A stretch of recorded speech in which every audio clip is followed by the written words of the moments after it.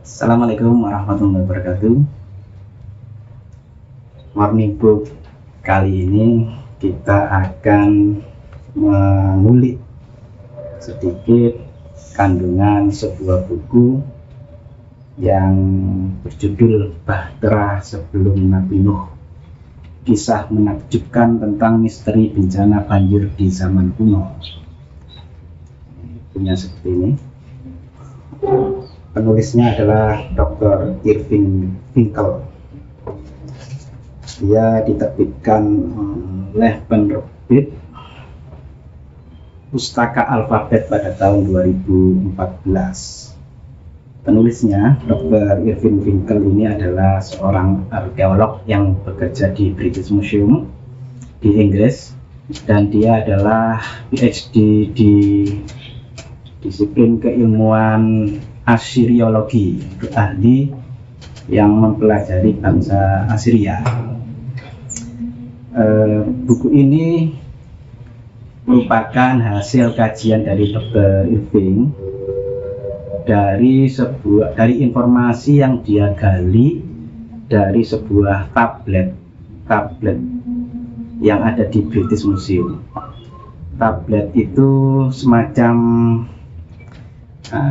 padatan dari tanah liat, lembaran dari tanah liat yang berisi aksara-aksara kuno yang bentuk aksaranya adalah cuneiform yang dipahat, jadi bukan ditulis seperti sekarang ini ya, tapi berupa pahatan-pahatan, dan dia mengkaji, mentransliterasikan pahatan-pahatan itu menjadi informasi.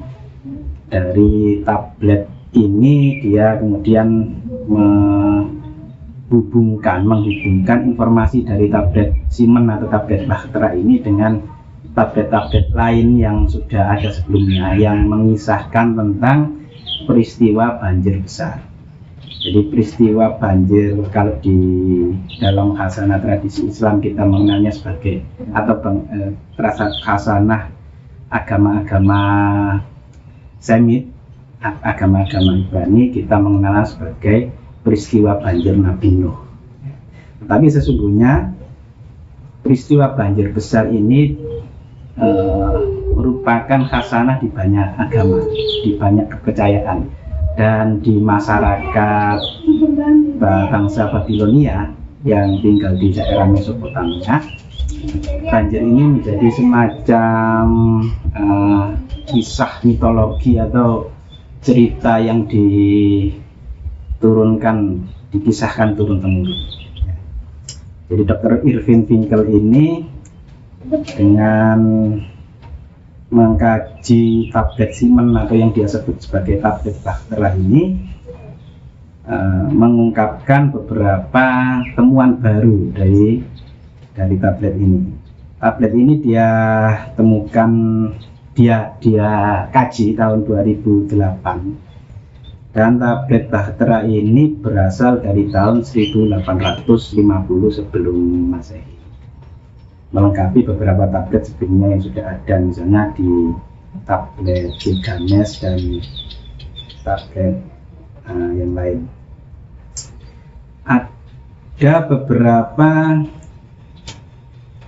Ada beberapa temuan yang dikemukakan oleh penulisnya yang tentang banjir ini.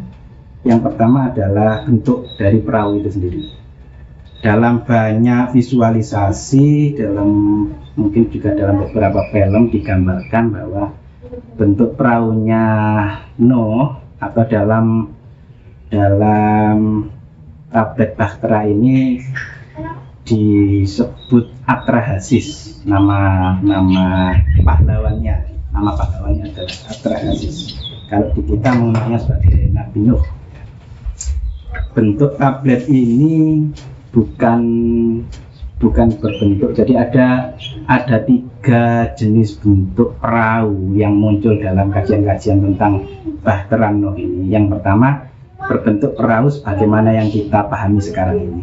Tetapi menurut Dr. Irving, bentuk perahu sebagaimana bulat lonjong seperti yang kita pahami sekarang itu kurang cocok jika dihubungkan dengan tradisi dan temuan-temuan di peradaban bangsa Babilonia atau yang bangsa Sumeria Babilonia.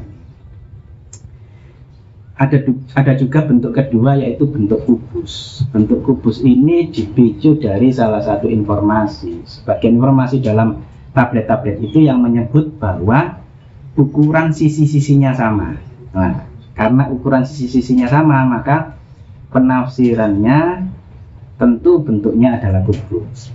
Tetapi Dr. Irving ini mengungkap bahwa bentuk paling mendekati kemungkinan kebenaran dari bentuk bahteranya Atrahasis atau Nabi Nuh ini adalah berbentuk bundar seperti orakel. Karena dalam informasi di tablet bahtera itu menggunakan kata-kata elepu. Elepu itu kalau dia terjemahkan dari tablet itu, yaitu pakai bahasa Sumeria, itu artinya adalah lingkaran atau bundar. Dan di daerah sana sampai di era modern ini juga dikenal adanya perahu-perahu berbentuk bundar atau orakel. Kemudian yang kedua adalah bahan. Kita membayangkan karena kita hidup di daerah yang memiliki banyak hutan dan produksi kayu, mungkin perahunya Nabi Nuh itu atau Atrahasis itu dibuat dari kayu-kayuan keras, pohon-pohon kayu keras. Tetapi Dr. Irving mengemukakan dari kajiannya bahwa yang paling mungkin dan berdasarkan informasi dari tablet bahtera ini, perahu ini dibuat dari bahan alang-alang atau kayu-kayu lembut. Jadi tumbuhan lembut yang fleksibel dan mudah dibentuk, yang bisa dijalin. Jadi bentuknya dari kayu-kayu lembut atau alang-alang yang kemudian dilapisi oleh aspal. Nah, di daerah Mesopotamia itu juga ditemukan aspal yang keluar dari dalam bumi, keluar dalam bentuk gelembung-gelembung dalam bumi begitu, dan itu digunakan untuk melapisi perahu ini. Ada dua jenis aspal yang dikenal di sana. Aspal keras yang digunakan untuk dinding-dinding yang relatif harus kuat, dan aspal yang lebih cair untuk membentuk bagian-bagian dalam. Yang ketiga tentang ukuran, seberapa besar ukuran bahteranya Atrahasis atau Nabi Nuh ini. Ukurannya dari informasi di tablet itu ada sekitar 3.600 tiang penyangga dengan ukuran luas lantai 3.600 meter persegi dan terdiri dari beberapa dek.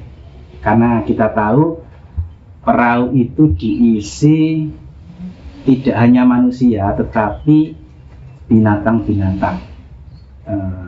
Atrahasis atau Nabi Nuh dapat perintah untuk menyelamatkan binatang-binatang yang dia kenal dalam perbendaharaan keilmuannya, itu sepasang, laki-laki dan perempuan, jantan dan betina dari setiap sepasang binatang.